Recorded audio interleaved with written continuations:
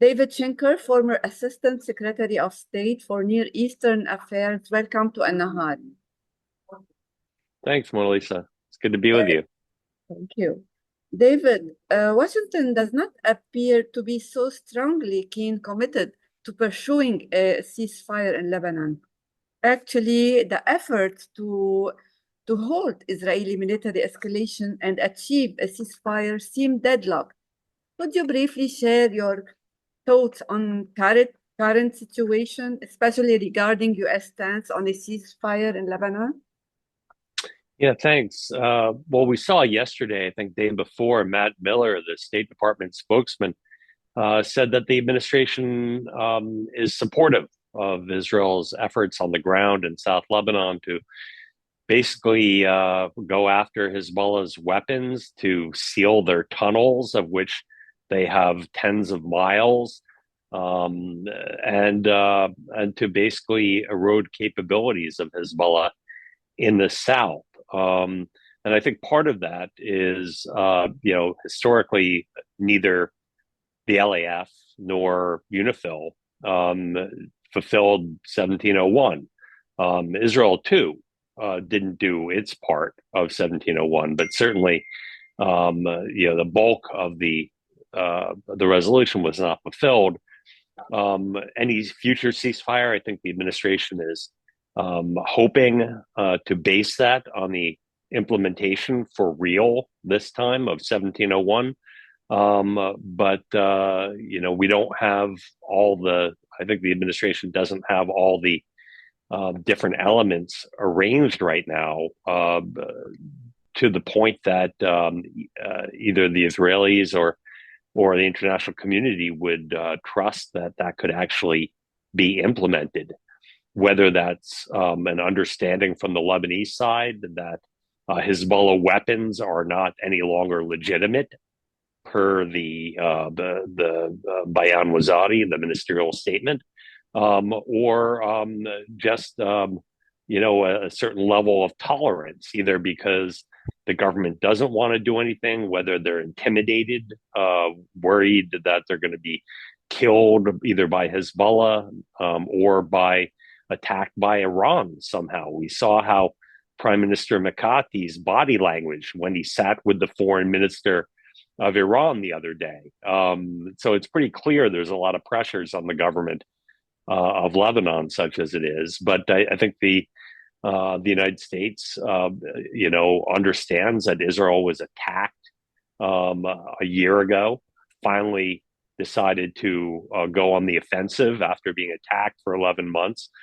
And that it has other things it wants to accomplish before Israel now is willing to engage in ceasefire.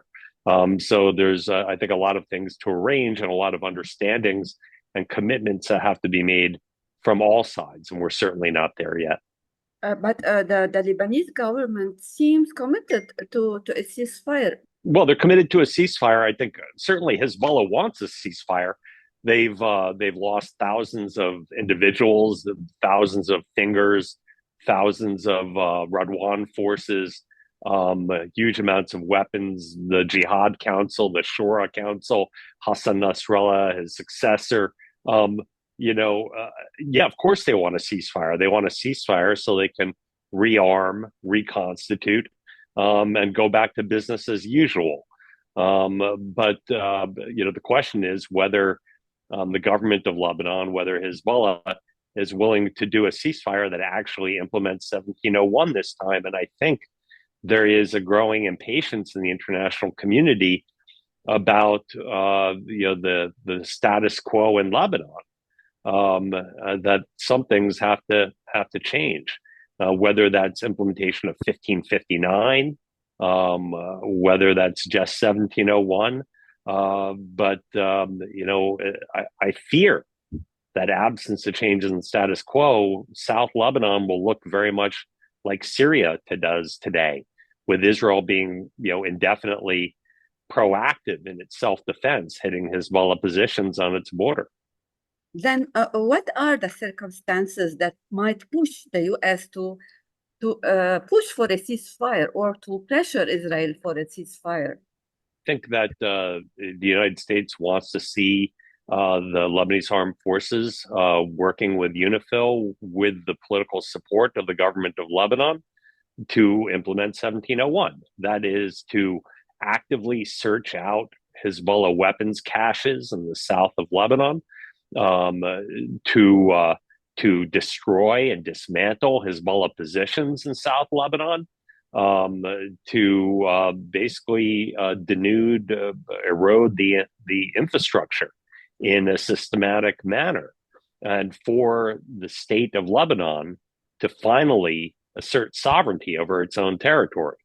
And that's going to require not only the courage of people in the Lebanese government, but the acquiescence at some point of Hezbollah, because I don't think anyone expects the Lebanese armed forces to confront militarily Hezbollah or the remnants of Hezbollah. There's going to have to be an acquiescence here, because I think the concern is that both Iran and Hezbollah don't want this particular moment to be capitalized on to change the status quo. And of course, 1701 would be a change in the status quo. And there are still, 15,000 members, supporters of Hezbollah walking around Lebanon with AK-47s prepared to kill Lebanese politicians, just as Hezbollah has done in the past. I want to hear from you. Are we headed toward a broader escalation in the region? Well, Iran's going to make that decision ultimately, whether they want to get into a full-scale confrontation with Israel. Israel has absorbed so far 500 ballistic missiles and drones. No country would tolerate that. There's going to be a retaliation. I imagine it would be significant. Maybe Iran will decide to take the win this time, and not respond in the interest of but no escalation or de-escalation. But we've already seen, basically Iran and its proxies launched a war last October. You've had the involvement not only of Iran directly, but of, its proxies, Hamas, Hezbollah, the Houthis, the Hashid, efforts to, attack Israel from Lebanon, Iraq, Yemen, Lebanon, Gaza, and increasingly an effort to, ignite the West Bank. There already is a regional war. Let's call it a low or medium intensity conflict. All sides have agency. Yeah, it could be wider. Are you aware of some back channel consultations between U.S. and Iran to avoid a broader conflict in the region?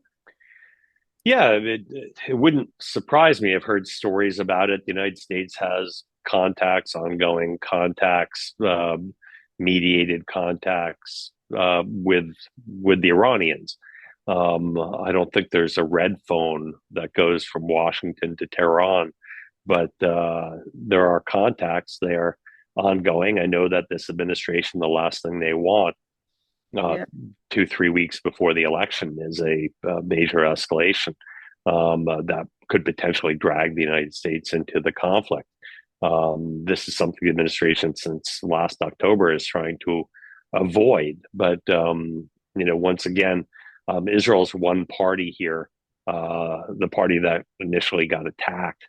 All these other proxies and their masters in Tehran have a vote as well. And so, the administration can be in contact with the Iranians, but, there's always a danger. And I think, every day that goes on, we're getting a little bit closer to, some sort of more intense regional conflagration. Today, Wall Street Journal quoted some Arab and U.S. officials that Iran is threatening the nuclear to attack oil facilities in the Gulf.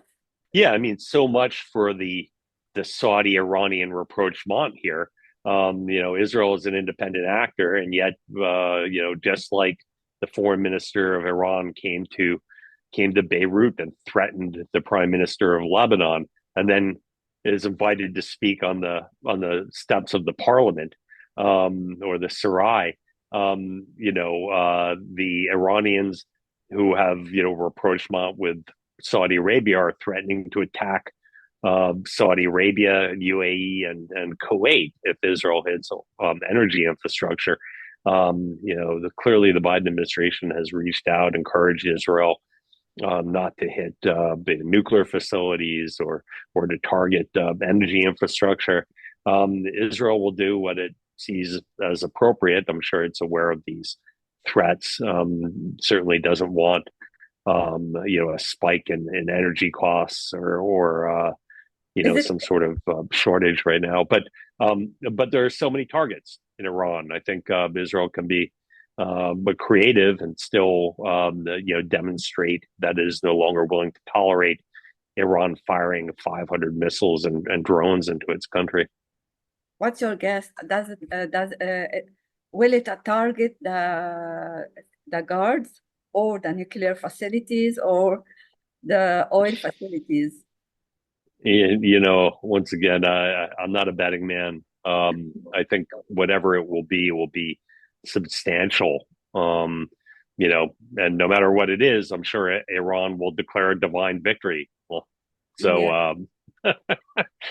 the internal politics, my last question: do you see an opening in Lebanon to end Hezbollah long-running dominance in the internal politics by electing a new Lebanese president?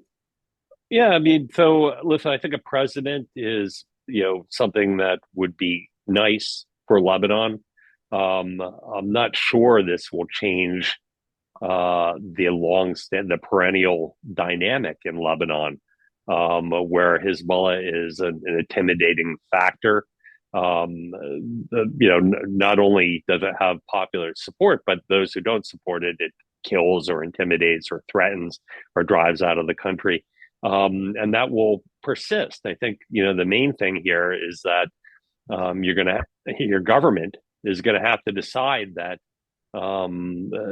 the status quo will mean the emptying out of Lebanon, that there'll be even worse humanitarian problems, that now is an opportunity to rebalance the Lebanese politics, where Hezbollah will obviously continue to exist, but in a different shape and form, and is somehow more proportional and less dominant. Nobody's saying, I think, ultimately that the Shia should somehow be peripheralized. But whether they get to dominate the country and threaten everybody and bury their weapons, under civilian populations and put them into Christian areas and Druze areas and threaten the whole country, and then embed their military in civilian areas. I think, that now is, I think, the first opportunity I see